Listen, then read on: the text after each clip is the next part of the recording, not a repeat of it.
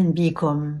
أنا سامية علوبة، عايزة أقول لكم كل سنة وانتوا طيبين، كل عيد وانتوا طيبين، اتبسطوا، فرفشوا، اتجمعوا وكلوا، بس افتكروا إنه ده عيد تضحية مش عيد أكل. لكن برضو لو الأكل بيشبع وبيبسط فطبعا ناكل وناكل الحاجات اللي بنشتهيها. أهم حاجة نفتكرها إيه؟ إنه الكميات تبقى معقولة. ودايما كتير ناس يقولوا لي يعني الواحد بيعيش كم مرة؟ الواحد بيعيش مرة واحدة بس، فالواحد يتبسط. وأنا دايما بقول بالظبط الواحد يتبسط، هيعيش مرة واحدة بس، فيا ريت العيشة اللي يعيشها يبقى مستريح ويتفادى قد ما يقدر أمراض.